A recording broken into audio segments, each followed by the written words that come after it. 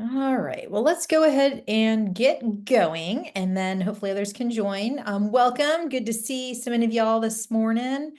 Hope you're all doing well. It's been a while, and welcome to our last virtual call of 2024.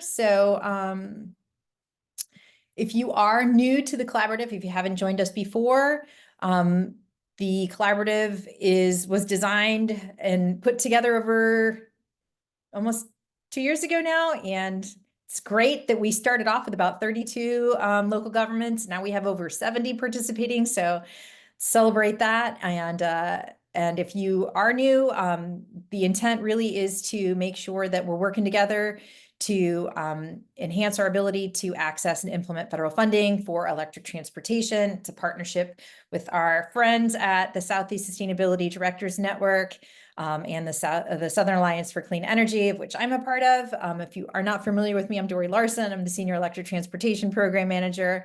So welcome, glad to have you here. We also wanted to mention it twice in case you have to hop off at the end of the call. We don't want to have anybody miss this, but we do want you to save the date. We are excited to be hosting the second in-person event in Orlando coming up on February 6th and 7th, and that was done hand in glove with our friends at the Florida Sustainability Directors Network, where they're going to be having their meeting on the 5th and 6th. So then folks can roll on into Orlando, join us in the afternoon on the 6th and through the 7th. Excited to be able to welcome you there. We will have an email going out this afternoon that has the registration link. And because of the holidays, we do need to get registration confirmed by December 16th. So I know that's a short, quick turnaround. So we'll get that link out to you later today. We also always like to, at the top of the call, review resources and make sure that everybody is level set with where to find information. So as we have these collaborative events, we record, we have resources, we have slides, we have links, and we house them all on our website. So if you go to Electrify the South and click on programs, under the Electrify the South Collaborative or ETS Collaborative, you can find all of the past events with all of the links and resources. Or if you are just looking for a specific resource, then you can find it on the resource tab. So wanted to make sure that everybody understands how to access those materials. We also have a member directory that we will put out for everyone who joined the call today. Again, as a reminder, because we do definitely want you reaching out to one another in between calls and making sure that you're sharing resources and helping each other out. We also like to add the new municipalities that join to our website. So we will add those new folks on. And if you do not want to be listed on the website, then just send me an email and we can make sure that that does not happen. Same likewise, if you do not want your name or email address on the directory, then just let me know.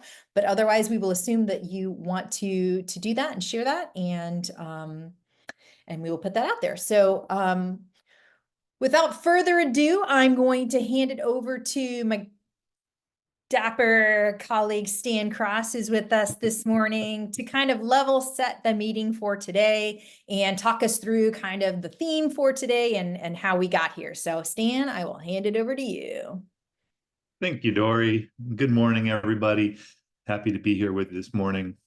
So, today's meeting is something that we've been talking about for a long time, safety and electric transportation. But I think for many of us who experienced Hurricane Helene and/or Hurricane Milton, it's very top of mind right now, coming from multiple perspectives. For one, I live in Weaverville, North Carolina, which is just outside of Asheville, and with Hurricane Helene's epicenter of damage, really coming to our area, we were able to experience firsthand. And I'm saying we because others on the call are in the area as well. How important it is that we're thinking about electric transportations and storm events, which are increasing in their frequency and severity. but also how we look at leveraging electric transportation during storm events.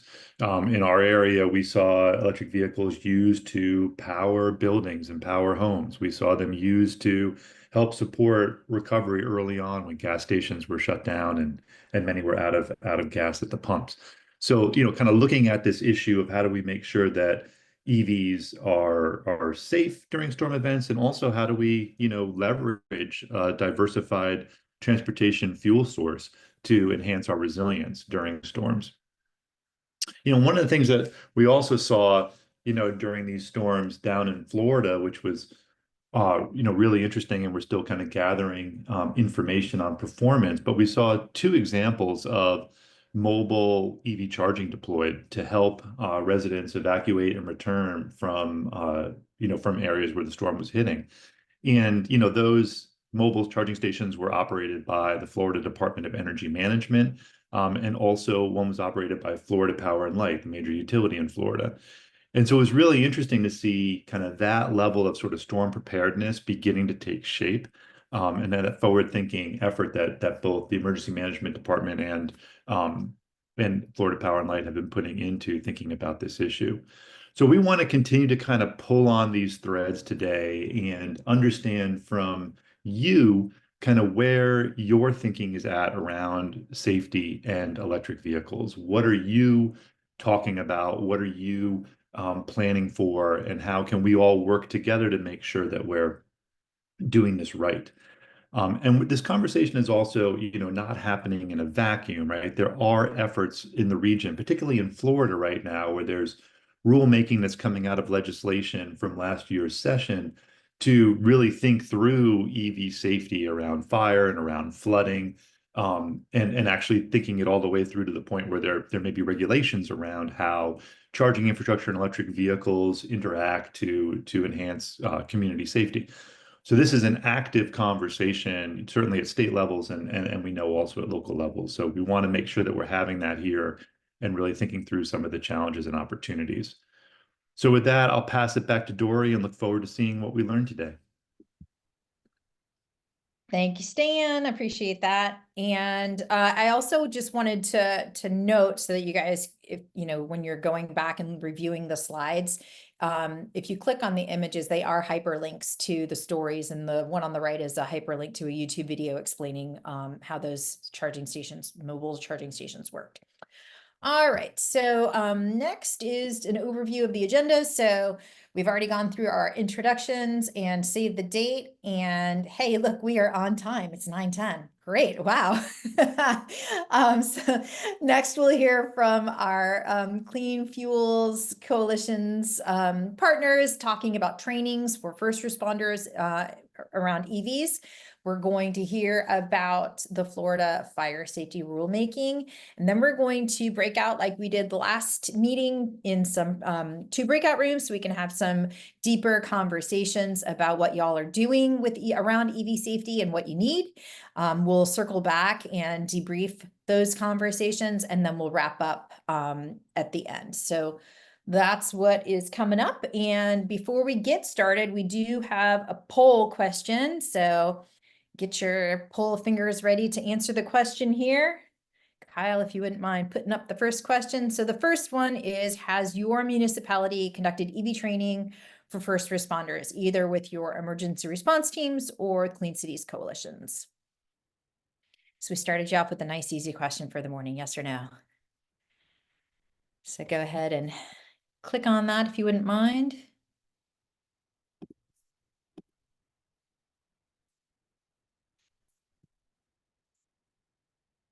And then Kyle, if you wouldn't mind letting me know when you think we have got most everybody responded, if you can. I don't even know if you can see that.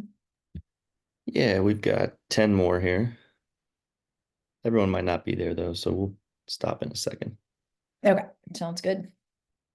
So while we're doing that, I'll just go ahead and start introducing our first guests today. So we in part of what Stan was talking about, making sure that communities are ready as we're seeing, an increase in climate issues. We're also seeing increases in electric vehicle adoption. And so where those issues meet are all around making sure that we're prepared to handle all of the things, but specifically making sure that our first responders are trained around how to address electric vehicles when they come into contact with them in the community. So we invited our Clean Cities friends to come talk to you today about what they're doing around first responder training. So our first guest is Megan Upchurch. She's a senior regional planner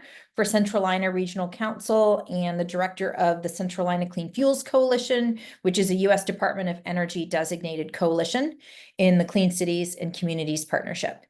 In her roles, Megan assists individuals in the public and private sectors through grant writing assistance, project development, education and outreach, and procurement decisions on alternative fuel-focused projects, as well as regional sustainability initiatives related to clean water and energy efficiency. Megan holds a master's in public administration from the University of North Carolina, Wilmington, and with a concentration in environmental policy and management, and a BA on political science from the University of Tennessee. She is a member of the American Institute of Certified Planners. And we also have Ian with us, who has over 2 decades of experience in the automotive sector in a variety of capacities. In addition to those experiences, he has long been interested and engaged in clean energy work and technology. Ian currently serves as the co-director of the Land of Sky Vehicles Coalition, a partnership of the Department of Energy Vehicle Technologies Office. So I'm going to hand it over to you guys. Thank you so much for joining us today and being with us. Really appreciate it.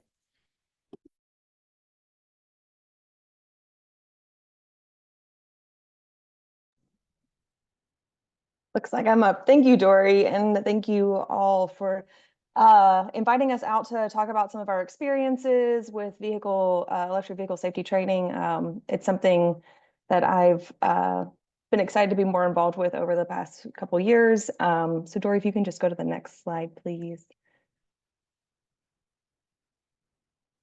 So just a quick overview for those that are not familiar with Clean Cities and Communities program or coalitions. This is just a quick visual map to kind of see where you might be able to connect with those. This is also online at the DOE's website for Clean Cities and Communities, and you can actually, it's interactive, so you can click and you can see the co-director that you can contact in your own region to discuss this more, or you can feel free to, I'm gonna say, reach out to me and Ian, and we're happy to get you connected as well. Dory, if you can hit the next slide, please. Just a little quick breakdown of kind of how our coalition is set up. We are housed in a council of government, which is Centralina Regional Council. We cover essentially the greater Charlotte, North Carolina area, which is 9 counties in our region. And it gives us an opportunity to kind of cover both or all of urban, suburban, and rural areas, and the variety of needs that they have when it comes to clean energy and alternative fueling. So this just is a quick breakdown to kind of how it flows from the federal to our program with Centralina Clean Fuels Coalition. Next slide, please. So I started in this position about 2 years ago. So I have gotten to experience a couple different opportunities that we've done through emergency first responder training for EVs. When I first came on, we used an outside organization called AVI, and they came to one of our ride and drives, and we kind of had a large event that included, so once the first responders were able to kind of have their training, which was in the morning or afternoon, then they were able to kind of go check out the actual vehicles. There was a variety of light to heavy duty electric vehicles that they could kind of look at or drive and talk about and learn a little bit more after the program. And then in the past about 1.5 years, we've brought it into our region in partnership with our local community college, which is Central Piedmont Community College, that covers Mecklenburg County, which is the county that Charlotte is located in. And they have started doing their own EV safety training through the college. So the past couple of times when we've hosted this has been through them, and they've been growing their efforts to offer it as a piece of their larger offerings through the college. So this is kind of showing the most recent training that we had with them. They've invested in a trainer, which is the bottom picture that shows it's like a half Prius, so they can kind of see the flowing of the battery through it. And it kind of gives a little more hands-on to just like, a presentation for first responders, because they'll go through that in the morning, and then they'll spend some time outside. In the upper left area is a fire blanket, so they kind of can get a feel for the weight of that. They are heavier than they look, I can attest. And so this was just out in the parking lot of one of the campuses, one of CPCC's campuses. And then another really cool thing at this training was the community college has a Tesla training program. So once they finished both the morning session that included the presentation and their overall like walkthrough of the safety training, then they went outside, saw the Prius, worked with the blanket. They got to go over to where the Tesla section of the college was and actually talk with instructors and students, who then walked them through kind of the whole process of where cables are in Teslas, teaching them about the vehicles. So it was a really cool opportunity for them to kind of tie it all together there at the community college. So that's something that we've continued to do and plan to grow with Central Piedmont as they kind of figure out what the needs are for our area. So that's kind of where we've come in as a partnership, is we can kind of reach out, connect with local governments, connect with first responders, and saying like, what are you seeing? What are your needs? Because something at the city of Charlotte might be a different need than some of our smaller communities in the region. Next slide, please. And then this is just some quick EV training resources for everyone to have after this, as you think through, what your needs are and where you might be able to kind of reach out for resources. Of course, I would always recommend reaching out to your Clean Cities and Communities Coalition. We're happy to help. This is part of the work that we do. So this is something that we're all very interested in. You can find out more information at all of these websites. The U.S. Department of Energy's, that first one there, is what I would recommend going to first, because they have a full breakdown from like one-pagers on first responder training all the way to here are some trainings that you can pay for, and they're web-based or they're in-person, that you can look at for offerings out there. And then there's also some potential grant opportunities that will be coming out to help support first responder and safety trainings here in the next year or so. So that's just a very quick overview of kind of what we've done on our end. And that's all I have for you all right now. So thanks again for the opportunity.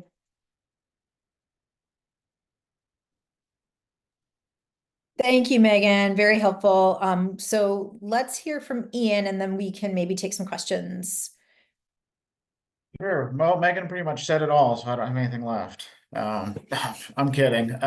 So I've been co-director of the Land to Sky Clean Vehicles Coalition for almost 3 years at this point, and every year so far we have done a first responder EV safety training. We did one the year prior to me coming on as well. We had tried a couple different resources. First year we utilized an online training that was video based with some live instruction. And the feedback was that the programming was good. The first responders appreciated the information, but largely requested that we try to locate something that's a little more hands-on and in person, because that learning style seemed to be more applicable across that group of folks. So the following year, we worked with a contract company out of Florida that brought a team in with a trainer car and did in-person presentation. It was about a 3.5 hour long program where they taught about electricity. They taught about identifying EVs. They taught about some of the safety concerns when you're responding to EVs, not just fires, but specifically really a lot of talk about motor vehicle accidents and being able to demobilize the vehicle to make sure you can get people out safely. Also did touch on fires and some of the concerns with that as well. And then they took people out to the trainer car and let them poke around and check out all of the components. And we also coupled that the last couple times with using some of the EV Car Club and some of our own electric vehicles to bring out and put on display. So the first year I had just bought my Bolt with a B and brought it out, pulled the back seat out, showed them where the master disconnect was, opened the hood, showed them where the cut loop was, and got a lot of really positive feedback from that. So this past year, while we were waiting for a contract renewal with the training company, which was a company called AFV Educate, they're out of Fort Myers, Florida. They focus on video online training things, but they also offer in person. While we were waiting on a contract renewal with them, we had a lot of departments request that we bring more programming around. So we kind of started our own little campaign of kind of a mini version where we would bring a few cars and a couple people, and I would give a little presentation about the very most basic parts of the process, like showing them where to find the safety sheets for the vehicles. Most of these manufacturers have that information online that give you all of the data about where you can cut, where you can pull, what to do in these types of instances. So I gave them a lot of those as printed resources, but also a sheet that had QR codes for the major manufacturers that we see on the road. And then we went out into their bays and opened up a handful of cars, and the car owners and I talked about what the car had. We talked about where the cut loops are. We talked about, and the cut loop, for those of y'all that aren't familiar, it's a 12-volt circuit that has a spot in it that's identified with a label that you can cut the wire and it will disable the power to the entire vehicle. So with electric vehicles, all the high voltage stuff is controlled by a 12-volt battery and a low voltage circuit. So when you cut that loop, that disables the main contactor for the high voltage battery. So we showed where those were at on these vehicles. We let them poke around and ask a lot of questions. And that was kind of giving them an opportunity to get some hands-on experience and encouraging them to attend the next training that we contracted for. And because the costs of the trainings are reasonably high, we try to contract for one or two or three of those back to back. And then we want to pull in as many people as we can. So we've also been using connections at the local community colleges and their fire and public safety training departments to help bring people into those trainings. Most of these sessions, we tend to cap at around 50 or 60 people. The last time we did it, we filled 2 out of the 3 sessions, and the lower attended session was about 2/3 full. So we've been able to reach a lot of people with this, and the feedback has been almost entirely positive across the board on wanting more of this training, wanting us to keep bringing it back. And so it's been a good opportunity for us to get a little more information out there and to make sure that all aspects of our community are ready for the electrification and transportation that's already happening. This last year, we were in a couple grant applications for EV first responder, second responder training programs.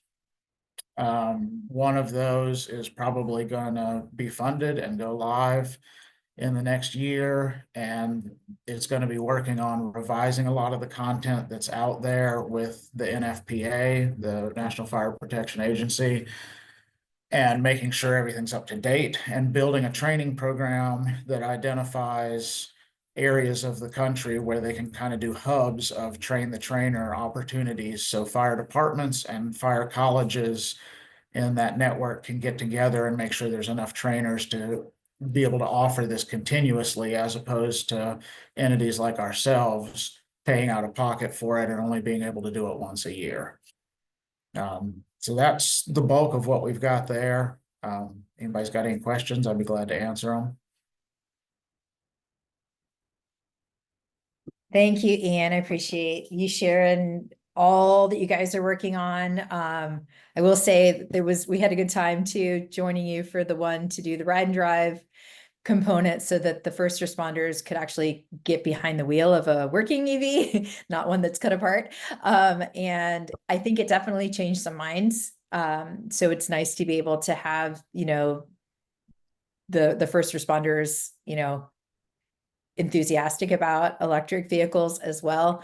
And ironically, there was a car fire on the way up to the training. And I was like, please don't be an EV. And it was not. It was a gas car on the side of the road. But at any rate, so if you guys have any questions, you can go ahead and come off mute and ask them.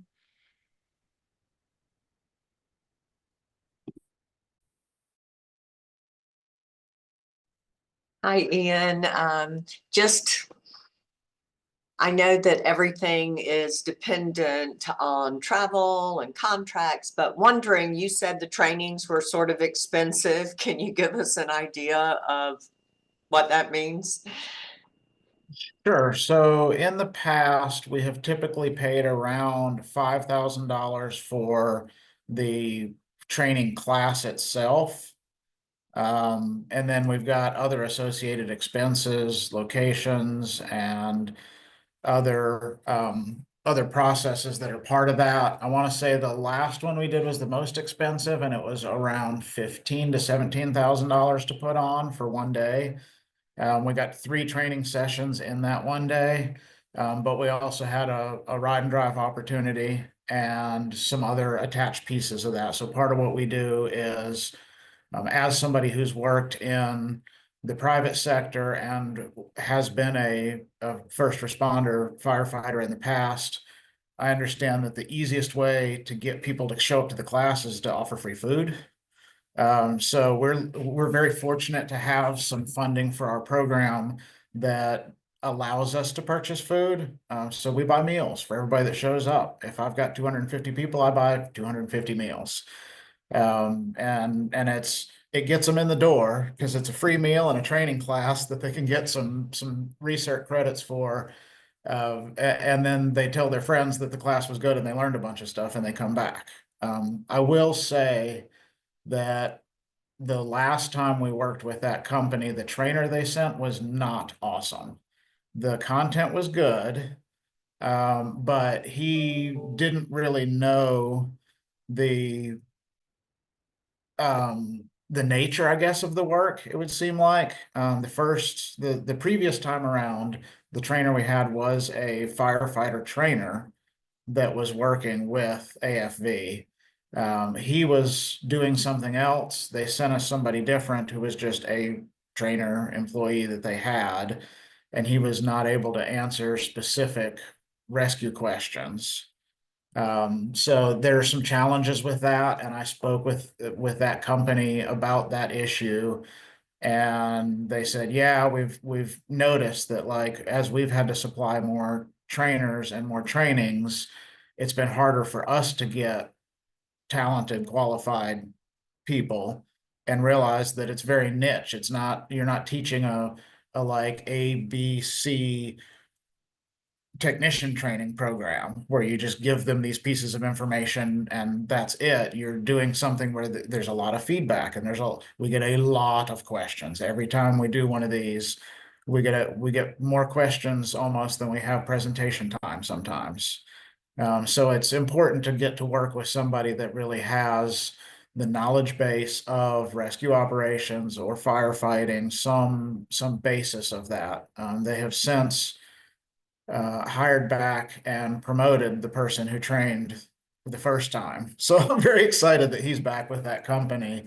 But I'm also really optimistic about this grant opportunity that came through last year, that if it goes to contract and happens, I think it's going to be a really good, robust program that allows a nationwide approach to making sure training is available.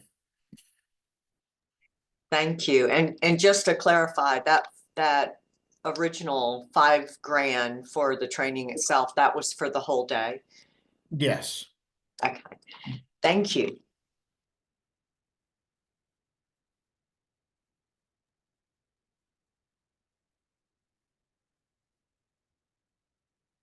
All right, do we have another question? It looks like there's one, or just a statement in the comments. Casey's asking if sheets with the QR code, and then another comment, battery safety training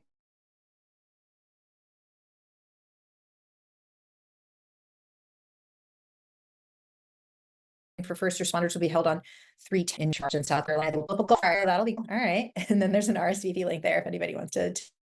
Dory, I can send you that file. I'll dig it up and send it to you, and you all can distribute it if you like. With QR codes. It's a super basic, it's just a single page sheet that has most of the manufacturers we see.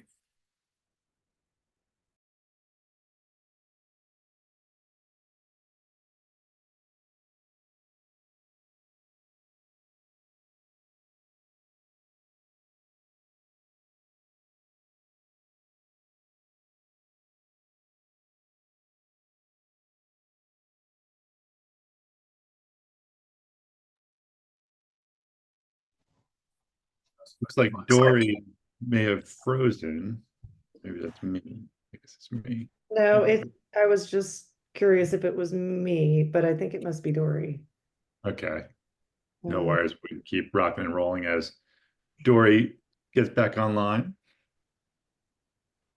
Let's go ahead. So thank you, Ian and Megan, for your presentations. And yeah, we will, if folks have additional questions, if other things come to mind, feel free to put it in the chat, or we can continue to discuss this when we move into our breakout sessions. Brennan, hello. I see your question. Is anyone tracking the relative proportion of EV fires versus fossil fuel? I have seen some of those trackings happening, Brennan. So we can kind of follow up in our follow-up email with some of the folks who are looking at those comparisons for sure. The good news is that there's very few EV fires compared to all of the gas car fires. So yeah, Kyle, why don't you go ahead and pull up the second poll question that we have in the agenda. And another yes, no for you all about whether or not you have a policy or land use code related to where EV charging locations can be installed. And we're asking this question because we're seeing some conversation about this related to safety, fire safety in particular, and parking decks. So curious if you have any current policies or land use codes related to EV charging station siting.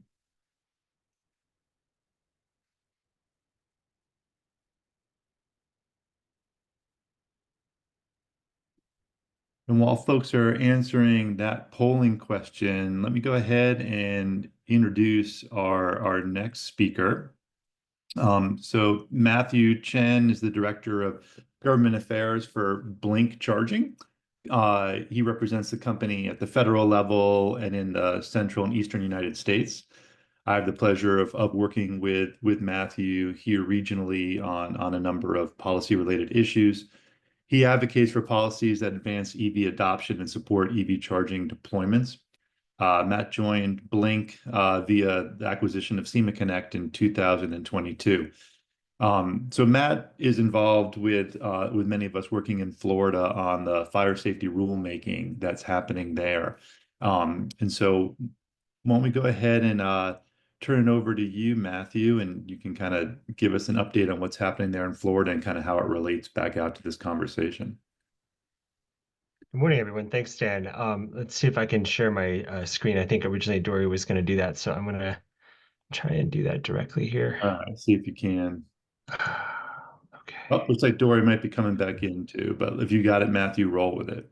Okay, great. So as part of the Drive Electric Florida Policy Committee, I attended a hearing in Melbourne, Florida on November 7th. And it was co-located with the 76th Annual Florida Fire Prevention Conference, really focused on first responder training, networking, sharing best practices. And so the state hearing was really more of an opportunity for public comment on a proposed rule. There was some really robust commentary from members of the public and first responders who attended, but the state itself didn't really provide a lot of feedback at that point. So following that, there were a lot of written comments that were submitted, which I'll turn to momentarily. The first thing to note is that the Florida rule is really focused on what is described as energy storage systems. So it also includes things like micro mobility devices, e-bikes, and so on, as well as electric vehicles and charging. In addition, there's other provisions that talk about storage of wrecked or inoperable EVs that could be damaged from a storm. And then also the parking of electric vehicles in what's described as a special flood hazard zone, particularly during a declared severe weather event, hurricane or tropical storm. Additionally, one of the things that we've noticed in the rule is requirement starting January 2026 that automatic sprinkler systems will be or should be installed in all new parking structures.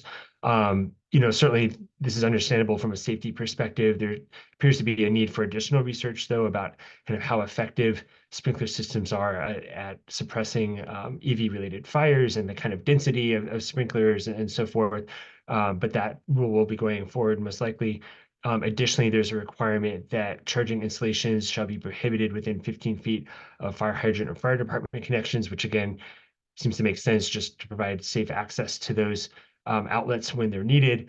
And then additionally, the current rule also says that EVs that are damaged, burned, or potentially damaged and so forth shall not be parked or stored within 50 feet of a structure until the battery can be safely discharged. Again, what's notable about this is the original rule had a much more kind of rigorous and potentially burdensome requirement that I'll share with you a little bit later. And then the other part of this current rule, again, that is positive, is that originally there was a requirement that once a tropical storm or hurricane has been declared, EVs that were located within, again, a special flood hazard zone would have to be relocated out of that zone. And the original rule seemed to put that forward as a mandatory requirement, which can be pretty, again, burdensome on EV drivers, on fleet operators, and so on. So that was changed to say that a local fire official basically coordinates the development and publication of EV and storage system precautions and mitigations. And what I did notice in the hearing was that there were a lot of local officials who really strongly thought the state should take the preeminent role in helping to guide local precautions and mitigations in this case. So we're still waiting to see what the state ultimately puts forward. But I think from the EV driver perspective and the fleet operator perspective, the fact that there's more of a focus on education and precaution rather than mandatory relocation of EVs is a really positive step. I think a principle that someone suggested at the outset of the hearing was that the final rule also should not penalize EVs more strongly than gas cars. And, to Dory's point and what Stan said, I mean, a lot of data that I've seen really suggests that gas cars typically have and continue to have fires at a much higher rate than EVs, but EVs, get a lot of the media attention. And of course, it's not to minimize the risk that does exist from, say, damaged lithium-ion batteries, but the actual incidence of those occurrences is still much lower than for internal combustion engine vehicles. One question was, does the rule apply to public utilities? And it wasn't totally clear, so hopefully the final rule will be a little bit more descriptive about that. There was one question also about when the adoption of the sprinkler rule takes effect and why it wouldn't be when the rule itself is promulgated. Let me move on to the next slide. And then some other kind of interesting points were, considering the effects of saltwater and corrosion on EVs, there was one suggestion that from a certain date, such as January 2029, there's a requirement that EVs have to be tested and capable of being submerged in salt water and not subsequently have a thermal runaway event that can cause a fire. And it didn't seem like that was necessarily something that the state was going to adopt, but the idea is that this technology continues to improve, and as battery technology potentially shifts in some years' time to things like solid state, some of the risks that may occur around lithium ion batteries may no longer be at the forefront. There was an additional thought, though, that in some cases a proposal may not go far enough. And one fire chief at the local level was saying, maybe we need to look at things like reducing the amount of power available to EVs at a certain location, spreading chargers further apart to reduce fire risks. On the other hand, for things like building developers and companies like mine, it's a little more challenging to have a project where some requirements like that go into effect. Certainly, we understand the need to look at its site-specific needs and requirements, but as a kind of blanket proposal, that would potentially be problematic. Let's see. Okay, so that really covers the original proposal, or excuse me, the current language in the proposal. What I'm going to share really quick is just a PDF of the earlier proposal that was since amended. And if you look kind of at the bottom of the page here, which hopefully everyone can see, it talks about how EVs that are damaged or potentially burned batteries shall not be stored or parked within 50 feet of a structure until the battery can be safely discharged. So that was something that was modified. And then additionally, it says inoperable vehicles should not be stored within a special flood hazard zone. So that's really the key change there, that was adjusted. And then additionally toward the next page, yeah, here we go. So you'll see here, this is the original language that talks about how EVs shall be relocated to areas outside of the special flood hazard area, and that was changed. So we definitely appreciate the willingness of the Florida State Fire Chief and his team to take input from industry and drivers and others, as well as first responders, and try to arrive at a solution that both meets the important safety objectives that we all have, while also, being able to provide a method of compliance that is reasonable and at a lower cost.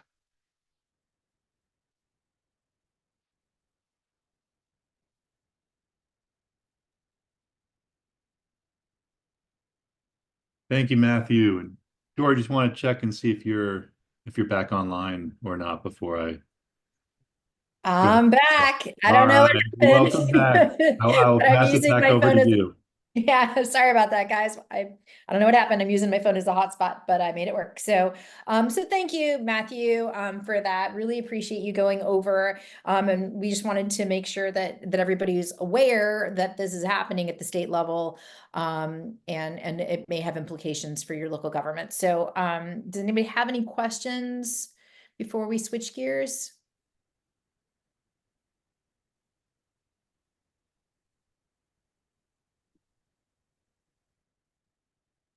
All right. Well, thank you so much for being with us, Matt. Really appreciate it. Thank you.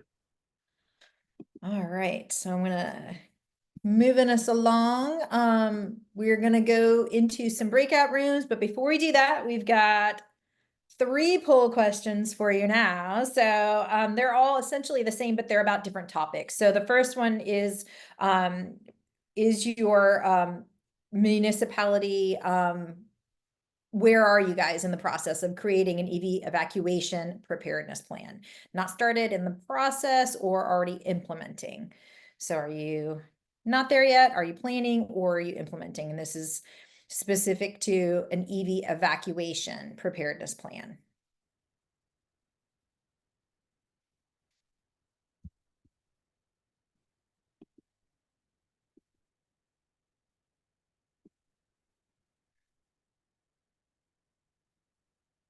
And if we're ready for the next question, where are you? Where is your municipality in the process?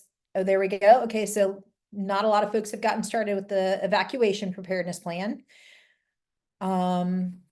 Next question is around where is your municipality in the process of creating a fire preparedness plan? Not started, in the planning process, or implementing?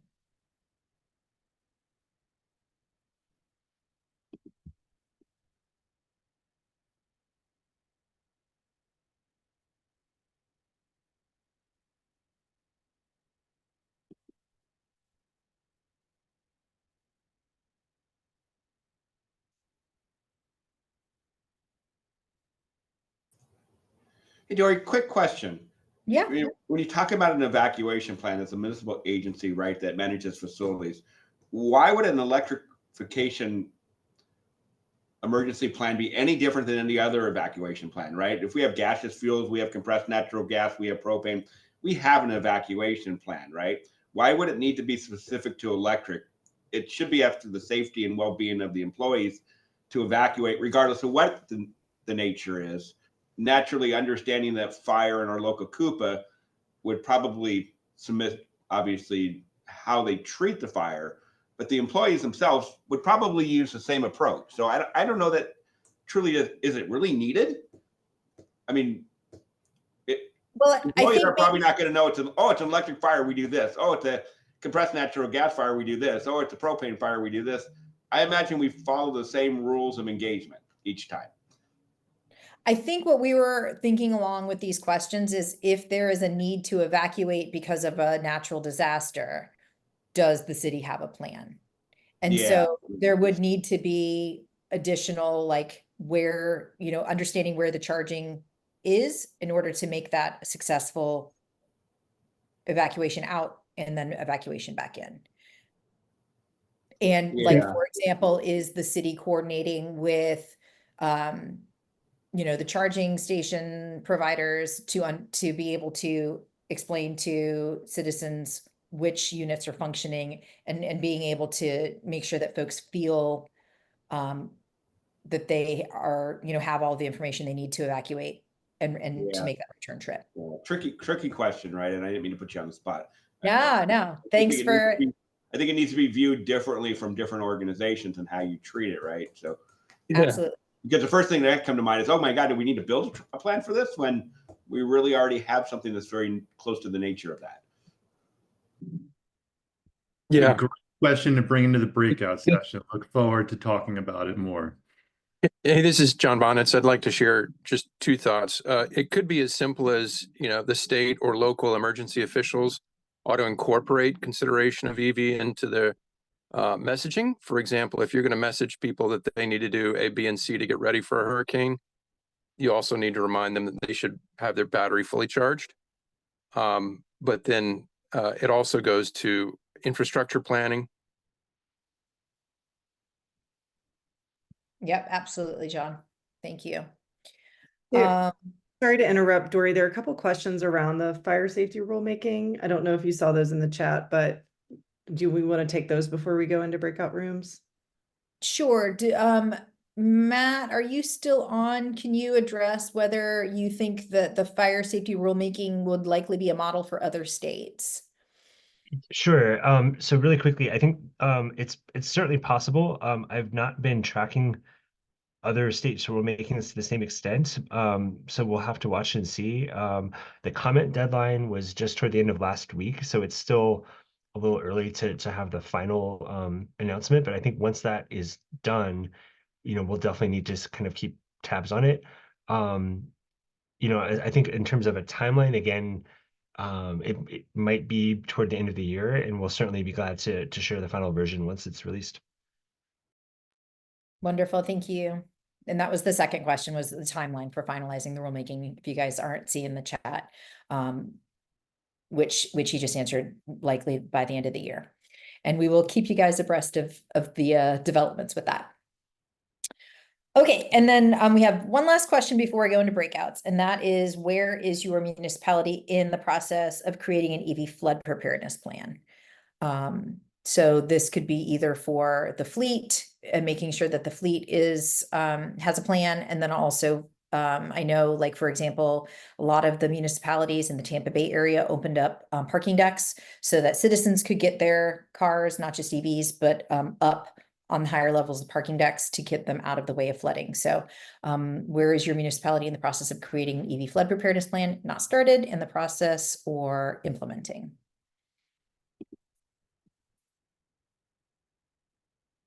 And we're going to be taking more of these questions and discussing. So I'm going to hand it over to Meg to introduce our breakout rooms. All right, let me close out the poll here.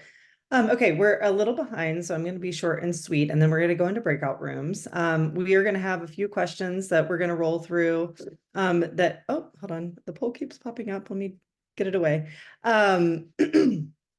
And we're going to talk about more safety concerns and let you all share with each other about sort of where you are and trying to figure out what are your safety concerns in your community.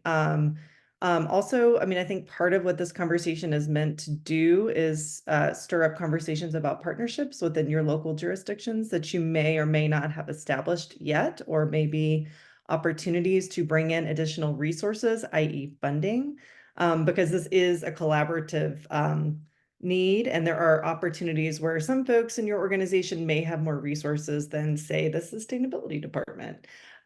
So really, let's go into breakout rooms. Let's have some conversations and see if we can figure out where everybody is.